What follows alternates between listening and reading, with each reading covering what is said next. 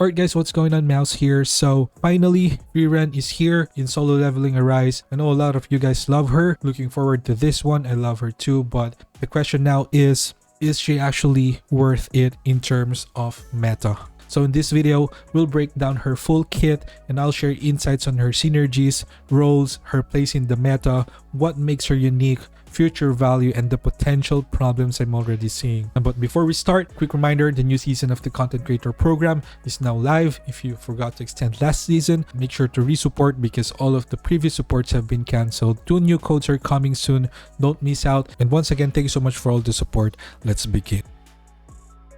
So let's start with her weapon. It gives up to 30% ultimate skill damage increase to teammates. After testing, I confirmed it behaves just like any other ultimate skill damage percent multiplier, stacking additively with sources like the Infamy set.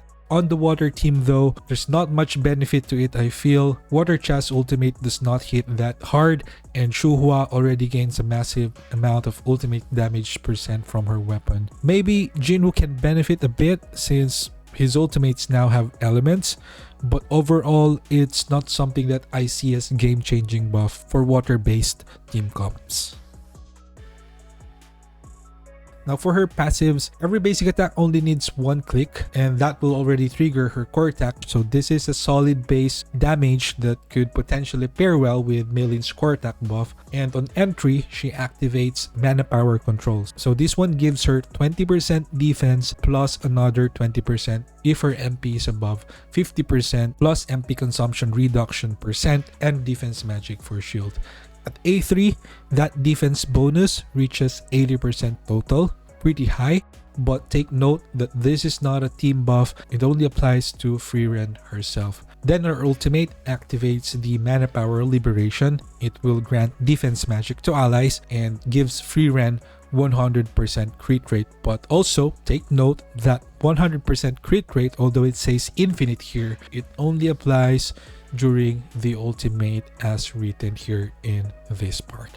Now the problem here with this passive is that it removes the mana power control buff, meaning she loses her 80% defense while using the ultimate. I confirmed this as well, and it's kind of weird actually because in most situations you already have enough crit rate from buffs and debuffs, and now we even have a new 10% crit rate core.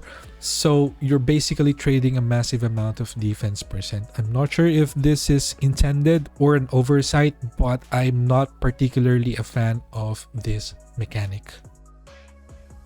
Now let's check her debuffs. At A1, her skill 2 applies a 5% defense down and increases crit chance and crit damage received by 5% for 20 seconds. And at A5, those become 10% defense down and 15% crit debuffs. So I tested this. The defense down here stacks with Shadow Step and Bloodlust, which means it's likely a unique source. And that being said, this one already makes her better than Light Cha as a team debuffer. The issue, however, is that defense down does not really work well against the giant statue, so it's not really impactful right now. But once Ant Queen returns, there is potential. Frieren could pair perfectly with Ana Ruiz, maximizing defense decrease and pushing water team DPS higher. In Power of Destruction, it might look promising. We need crit rate there, but since it's also tied to skill 2, it's probably difficult to time the debuff on the dragon's head. And in Hunter's mode, it could help a bit, but not game changing since we're not really stacking defense down there either. As for her buffs, A2, 9% HP defense and attack, pretty decent. A4, 20% crit damage for the team, and weapon plus 30% ultimate skill damage. And that's it for her buffs. So I was curious whether or not she's gonna be a viable replacement for Meilin. I did a quick 3-minute training room test and Meilin still came out slightly higher in overall team DPS with Water Cha and Sorin. But of course that does not mean that she's actually worse than Meilin because Frieren's buffs and debuffs don't add much value here. So at best I think she's roughly comparable, maybe slightly higher under the right setup in terms of buffing the team.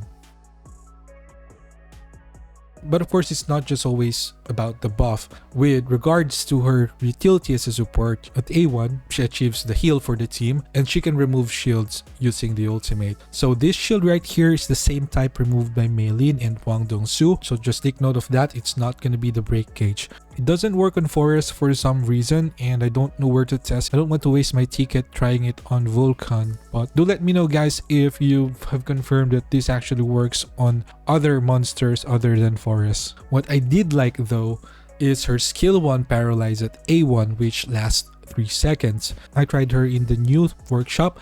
It fits nicely into her rotation and makes her gameplay smoother compared to Meilin, who sometimes gets knocked down or airborne. Although I think Meilin is already good enough here, I think Frieren makes things easier and maybe even slightly better in terms of damage output. I'm not totally sure, but I just feel like she delivers more. Anyway, there's also just one mech here that favors Frieren's continuous basic attack, which is quite difficult if you don't have Frieren. But even so, I don't think she's on a must-have level. Probably for new players, it would be a pretty good option overall. Now for her damage, I tested her in the guild boss using a support Jinwoo setup and with a full DPS Frieren with armed plus obsidian set, and her total output was very low. Only 2.9 billion on team 1, and again this is armed set, obsidian, high penetration, and 45k defense. So that being said, I think in terms of raw damage, she's not anywhere near units like Songjina. But still, her main strength remains the off-team value, the crit rate, crit damage, and defense down debuffs that can raise overall team DPS. We'll just test her again in the Ant Queen with a DPS Jinwoo setup, but for now, if you're pulling for a damage dealer support, she's not that. So just a quick note too on her support skill with Jinwoo. She gives 15% attack as a water support if you're running a full water lineup, plus a small shield here. Just take note that her passives work permanently, so she's not just giving you 15% attack, she also gives you 9% here from A2, 20% crit damage from A4, and 30% ultimate skill damage from her weapon. So as a support hunter for Jinwoo, she has potential.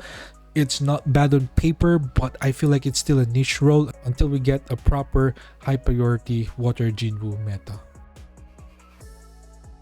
So there are just some things in her design that honestly don't feel well thought out in my opinion. For example, this mana control defense percent with MP consumption reduction is kind of weird to me because her MP cost is already low and her cooldowns are pretty long, so she's not exactly a spam heavy unit. Adding MP consumption reduction here feels like it was intended initially to be a team buff, because this kind of benefit would actually help Sorin or even Water Cha in most cases. So in that sense, it's weird. Either it's a design oversight or it's intentional, but too gimmicky and misplaced, I feel, because Frieren herself does not need the MP here at all, and all that removing the MP control, replacing it with the crit rate kind of thing is too gimmicky in my opinion. In regards to defense percent, if ever it works with a team, it may look high, but Cha already has way too much defense scaling, so I don't think it would really result in a broken damage increase either. So I think it should have been fine. They could have locked it with water element units, but maybe they don't really want Frieren to be like a main unit right now. Still, not exactly impressed with the way she's built here. It almost feels like they built her kit with mixed purposes and did not fully align well. Just like Frieren, kinda lost, doesn't know what to do, right? Also, I forgot to mention, there's something weird here actually. The mana power control increases the user's defense by 20% when the user has 50% or more of their MP. It increases their defense by 20%. Skill mana consumption decreases by 20%. So what's the point of saying it's there when in fact this does not work on any other unit aside from Frieren? So I'm not sure. Maybe I'm just overthinking things, or maybe they changed their mind, or maybe it's a way to address a 1,000-year-old elf. Anyway, what's gonna be her place in the meta? Right now, I'm only seeing her as a universal buffer and a team fight debuffer, usable across many teams, but not meta defining in any of them. At least from what I've seen and tested so far, but of course we're gonna do more tests soon.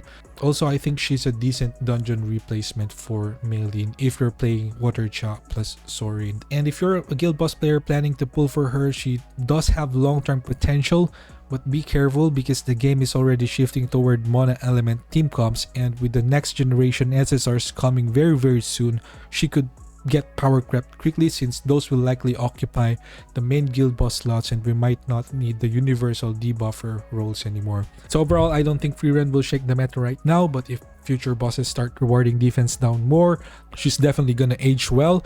We might be able to use her even after 100 or so years.